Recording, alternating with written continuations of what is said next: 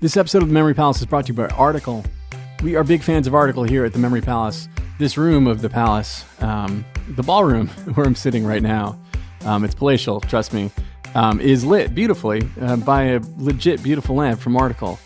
This stuff is of extraordinarily high quality. It is truly lovely furniture that's influenced by, mid-century modern and Scandinavian styles. I have a feeling you're really going to like it. If you've never checked it out before, summer and warmer weather is right around the corner here in the Northern Hemisphere. And they really have fantastic outdoor furniture.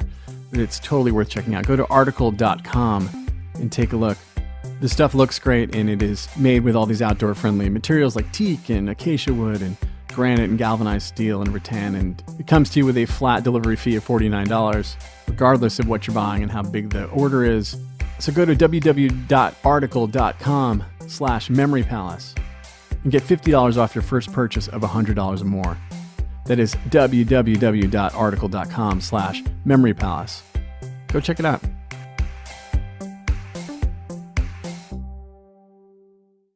The Memory Palace is brought to you by Rate Marketplace. If you're a homeowner, did you know it takes just minutes to see if you're eligible to save up to $4,000 a year? Rate Marketplace is a home financing engine that uses a fast and easy online process. With Rate Marketplace, you can drop the paperwork and in a few minutes get a custom mortgage solution from your phone or computer. If you want to get started and see your savings at ratemarketplace.com/memorypalace. That's ratemarketplace.com/memorypalace. They are an equal housing lender. MLS number 1137890. This is the Memory Palace. I'm Nate DiMeo. The conductor counted off a 1 and a 2 and a 3 and a 4. And the dancers hit the floor. Young, twirling couples. A boy and a girl, her head nuzzled into his neck, his head in her hair, clinging tight. His hands in her hips, her hands in his strong shoulders, ignoring the 4/4-3 step of the foxtrot, their bodies finding their own rhythm, lost in their own world, the boy and the girl, because they had been dancing for 21 hours. Tiny lights flitted through the room, playing on the faces in the audience, bouncing off the mirror ball that hung over the dance floor. People had come to watch them dance, to stop by the Audubon Ballroom in the 168th on their way to another dance hall, to some Harlem hotspot. They lean on the railing overlooking the floor, drinking a seltzer or a near beer, sneaking some home brew from a flask, maybe some Canadian whiskey. They thought their coworker was talking out of his ass, but he really did have the hookup. They sit on the bleachers and shout catcalls and hang in theirs through the smoke-filled hall, to 5 couples still dancing in the marathon. The crowd's growing larger as the night grows longer, because nobody wants to miss out on history.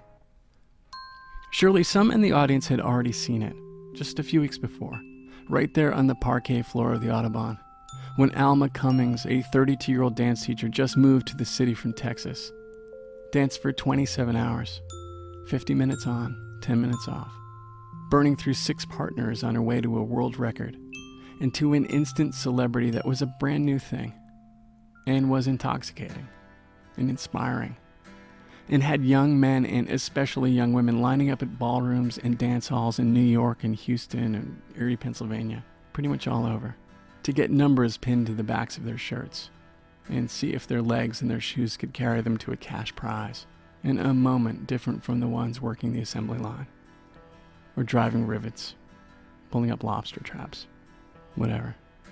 And it brought crowds to see them, to cheer them on, and wonder if they had it in them too.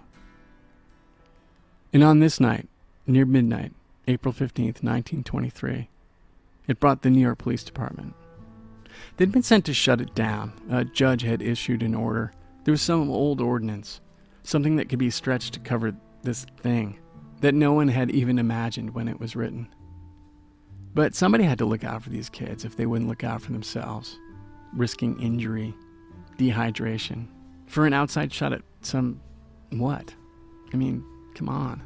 So some promoter could sell tickets and some cigarettes? So men could watch young women while they collapsed, while they fell? So the cops came, and the dancers slipped out the back door and into an alley in the cool night air. The guy who ran the thing had been tipped off, and he arranged for a van And if he timed it right, they could make it to the pier during their 10-minute break. They could dance their way onto the ferry, with the attempt at the record still alive.